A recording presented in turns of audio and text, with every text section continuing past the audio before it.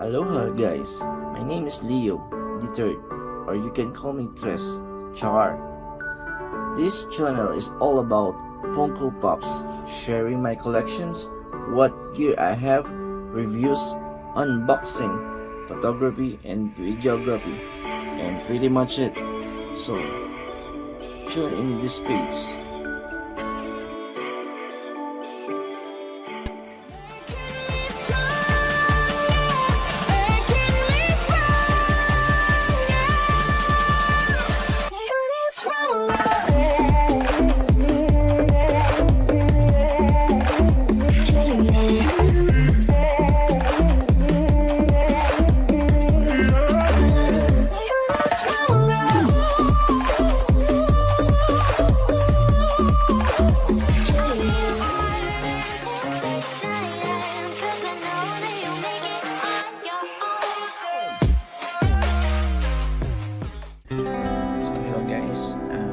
So I have this Funko Dragon Ball Z 704 Piccolo.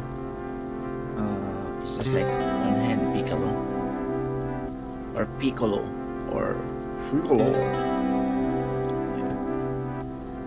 So yeah, I forgot when I bought this, pero gusto ko siya kasi batang 90s ako in Dragon Ball. So ito siya, out of the box.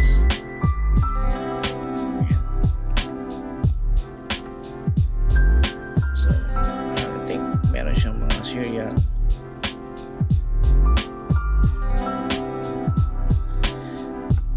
kaya ko siya tinanggal sa box kasi meron akong doble, may nabili kaming doble. Ayan. So ito yung dito siya.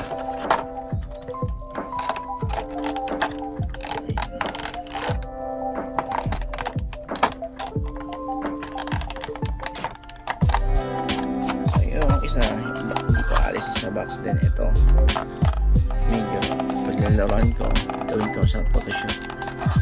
Ayan. So ganyan siya. Then nandito siya sa loob.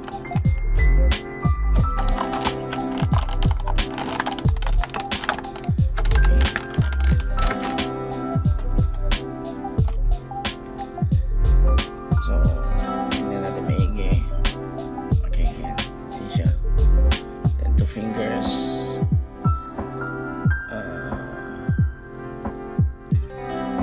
Hindi ko alam kung ito yung laban niya kay Raditz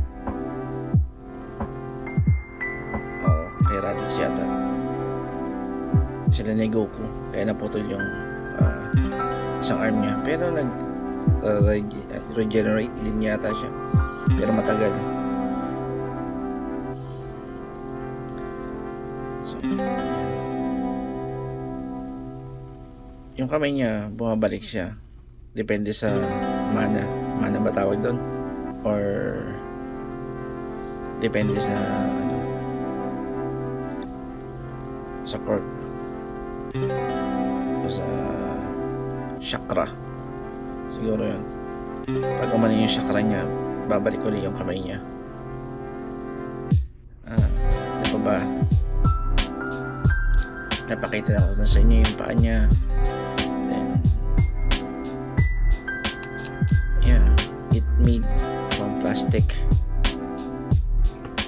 Yung ibang mga Funko kailangan niya ng stand. Ito may mga Funko na yan ay tatayo, pwede mo siyang i-display. Then yan, hindi siya babaksak kahit galaw-galawin mo. Pero yung iba hindi siya pwedeng tumayo, or konting ganyan mo lang tatayo siya. And that's it. This is the unboxing of Funko Pop Piccolo number 704. Okay guys, thanks for watching.